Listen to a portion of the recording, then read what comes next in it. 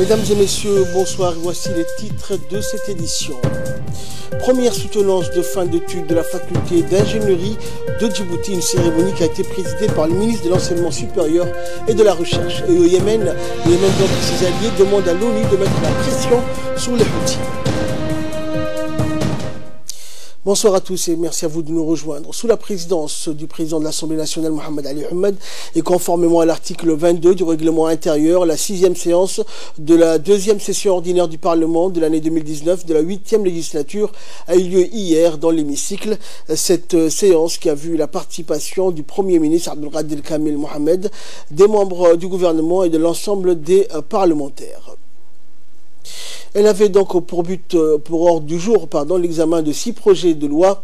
Au terme de la séance plénière, le président de l'Assemblée nationale, Mohamed Ali Ahmed, a prononcé un discours de clôture dans lequel il a mis en exergue les différentes activités réalisées durant les 4 mois des travaux en commission et en plénière.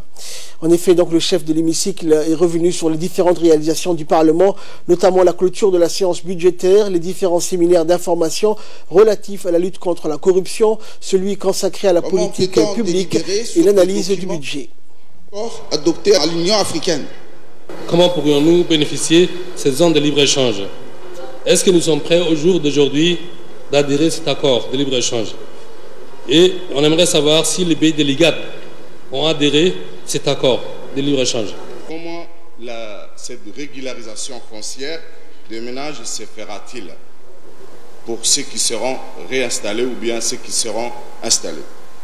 Et pour ce qui est des bidonvilles intégrés qui sont installés il y a très longtemps, concernant ce qui nous interpelle, ce sont des quartiers. Les quartiers, c'est pas Garissa, juste derrière Belbela, le tour de les phares de Belbela, et les quartiers Jagabolo. Ces deux quartiers ont d'ores et déjà entamé une demande d'améliorer l'urbanisation de leur quartier. Et jusqu'à présent, ils n'ont pas obtenu une réponse à leur demande. Madame la ministre, on aimerait savoir qu'est-ce qui a été fait pour leur demande. Merci. Toutefois, l'amélioration des conditions de vie de nos concitoyens doit se faire au niveau national, sans oublier le chef-lieu des régions de l'intérieur où se trouvent aussi des bidonvilles. Sur un financement de prêts de 20 millions de dollars, quel montant est prévu pour l'amélioration de l'habitat précaire dans les 5 régions de la RDD? L'idée d'unifier économiquement l'Afrique a toujours été dans l'esprit des dirigeants africains depuis la création de l'Organisation de l'Unité économique africaine, depuis l'adoption du plan d'action de Lagos et du traité d'Abidjan instituant la création de la communauté économique européenne. Lors de la 18e session ordinaire de la conférence des chefs d'État et de gouvernement de l'Union africaine, qui a eu lieu en janvier 2012 à Addis Abeba sous les thèmes et stimuler le commerce intra-africain, des décisions importantes ont été adoptées par l'adoption du plan d'action pour le renforcement du commerce intra-africain. Lors de la sommet des chefs d'État à Kigali, 44 pays ont signé l'accord et ses 3 protocoles. Donc c'est le moment historique où Djibouti doit faire partie, à cette adhésion, à cette zone, après l'adhésion à la zone du COMESA en 2000 et à la tripartite en 2015. Peut-être 2 choses que je dois clarifier à ce stade-là. Il y a le projet de prêt qui est devant vous, qui est le projet intégré de résorption de l'habitat précaire en République de Djibouti, qui est un prêt de la Banque mondiale d'environ 20 millions de dollars. Sur les 20 millions de dollars, il y a 15 millions qui sont un prêt et 5 millions qui sont un don. Et ça, c'est donc un aspect de cette politique de résorption de l'habitat précaire.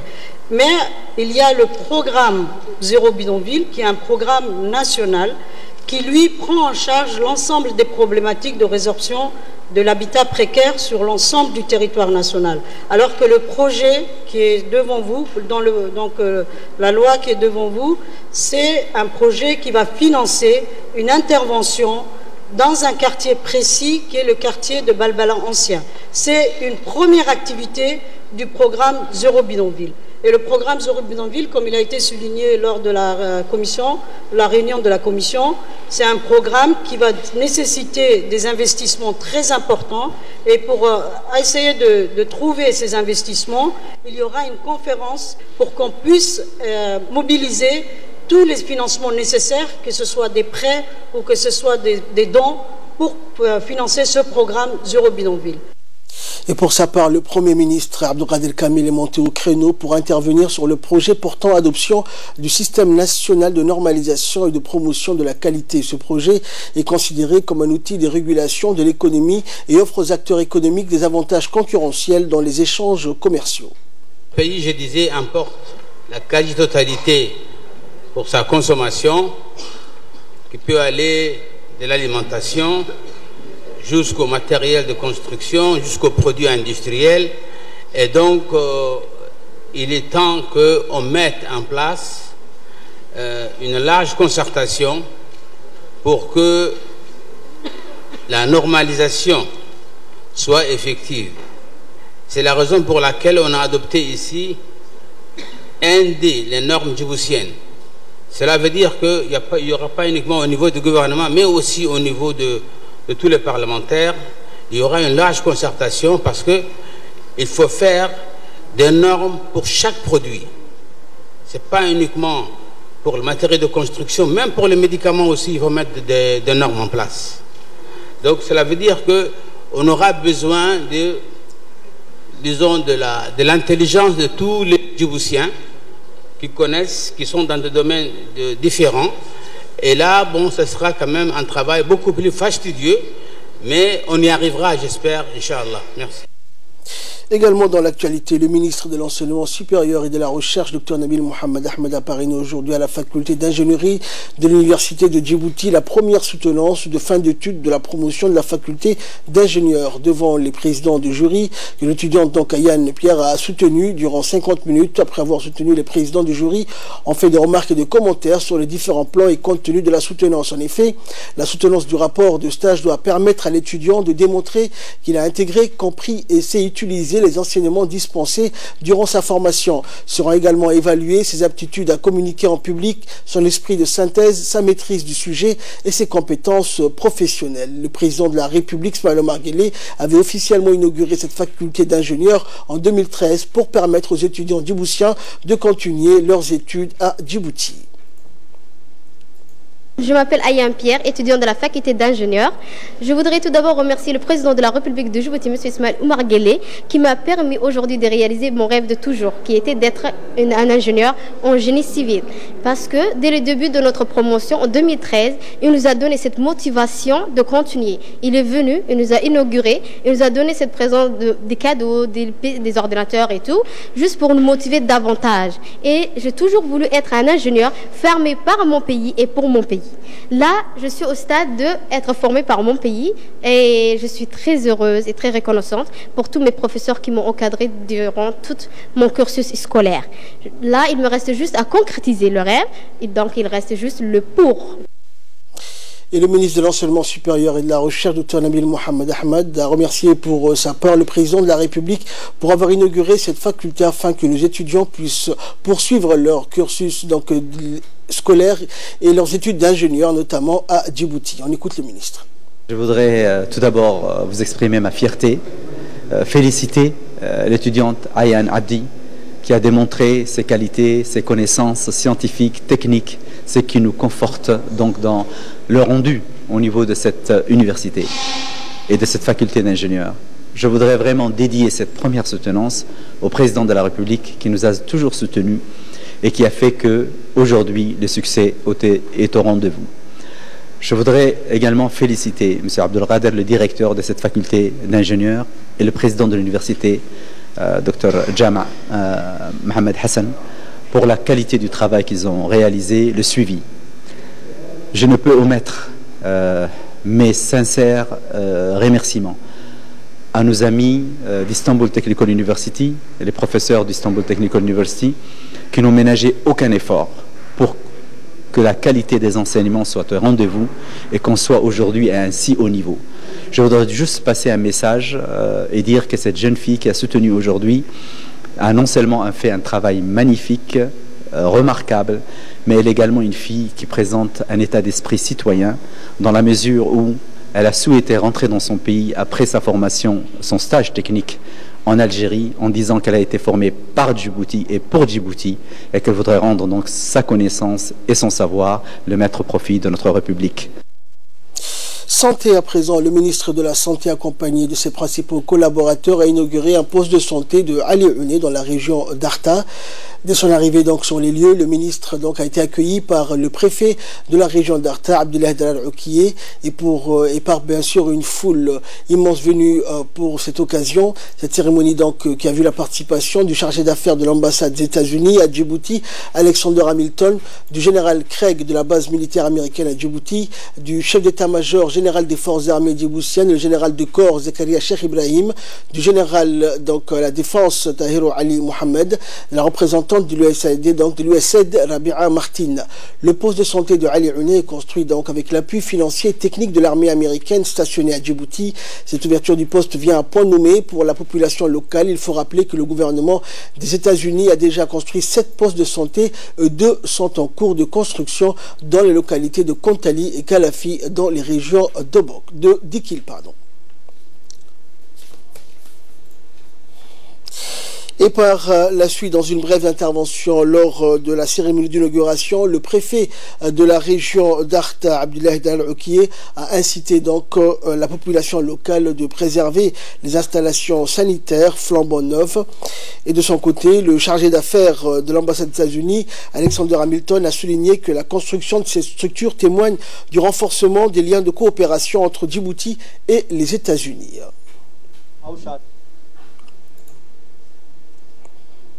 Structure qui est une don du peuple américain consiste d'une maternité et d'une infirmerie et elle est dotée d'un logement pour le personnel de ce poste de santé afin qu'il puisse être proche de la communauté d'Ali Ouné.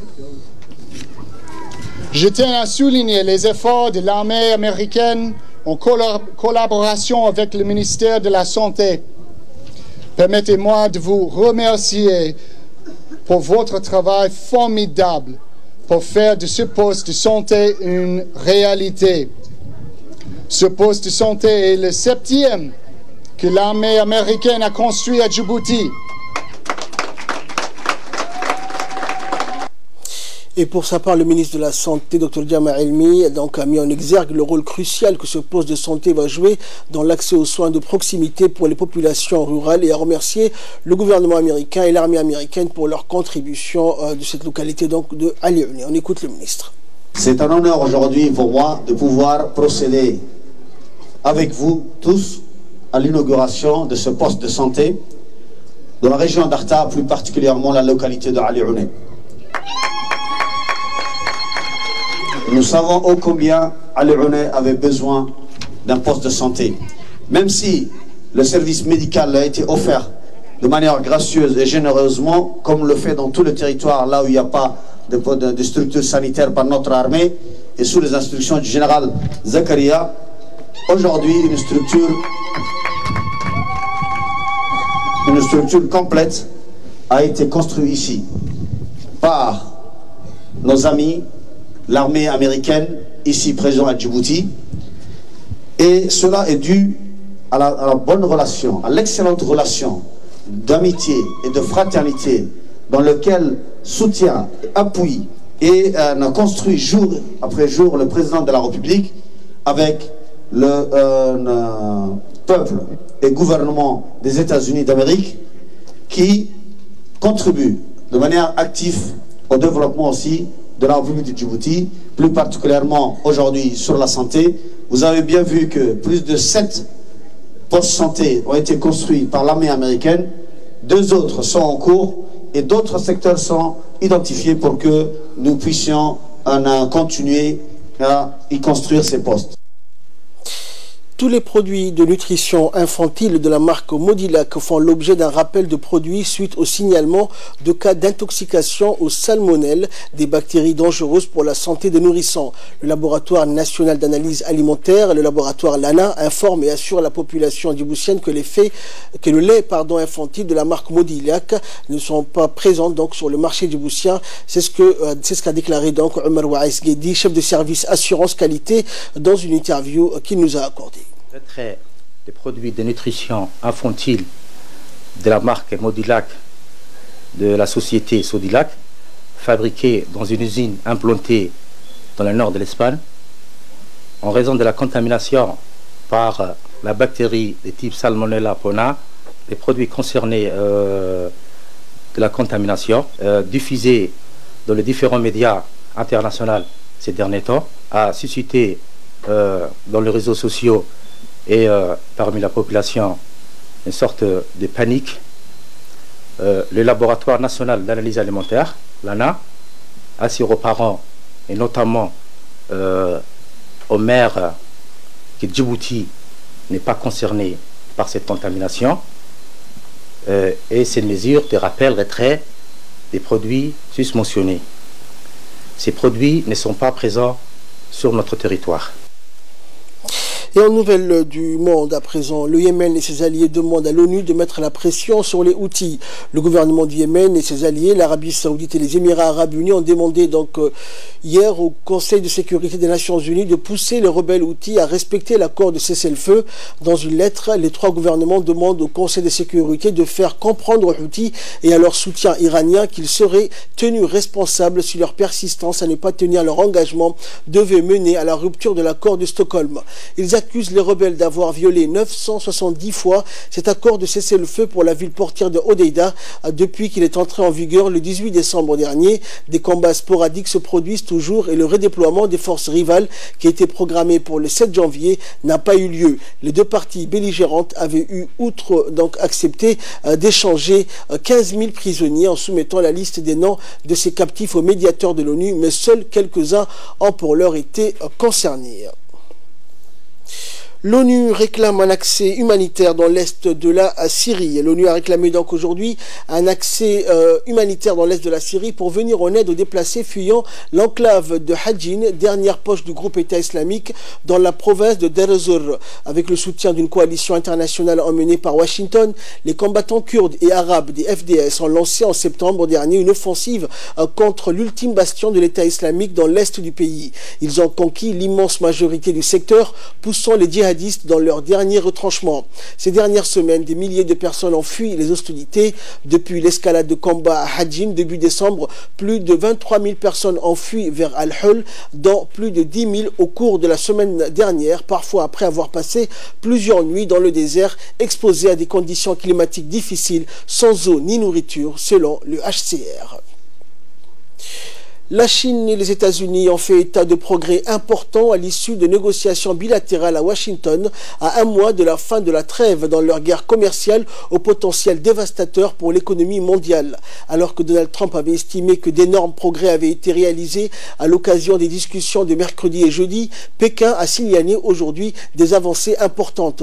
Mais de nombreux points litigieux restent encore à régler pour enterrer définitivement la hache de guerre. Citant un communiqué de la délégation chinoise, l'agence officielle Chine Nouvelle a évoqué des discussions sincères, précises et fructueuses entre les deux parties. Elle a indiqué donc aujourd'hui que Pékin avait accepté d'accroître ses importations de produits agricoles américains, de produits énergétiques, de biens industriels manufacturés et en termes de services. Les deux parties attachent une grande importance aux questions de protection de la propriété intellectuelle et de transfert de technologie et ont accepté de renforcer davantage la coopération, a-t-elle aussi précisé. Et enfin, 5 mois après sa signature à Tokyo, l'accord de libre-échange entre l'Union européenne et le Japon entre officiellement en vigueur. Il représente un tiers du PIB mondial, soit 630 millions de consommateurs, ce qui en fait l'accord commercial bilatéral le plus important jamais conclu. Il devrait profiter en particulier au secteur agroalimentaire, comme pour les fromages, le jambon, l'alcool et autres produits européens auront un libre accès au marché japonais. Cet accord, dénoncé par des ONG environnementales, doit couvrir la quasi-totalité des échanges entre l'Union européenne et le Japon, avec toutefois de longues périodes de transition pour de nombreux produits. Le riz, hautement symbolique pour les Japonais, est en revanche exclu de cette entente. C'est tout pour cette édition. Merci à vous de nous avoir suivis. Excellente soirée sur Télé Djibouti.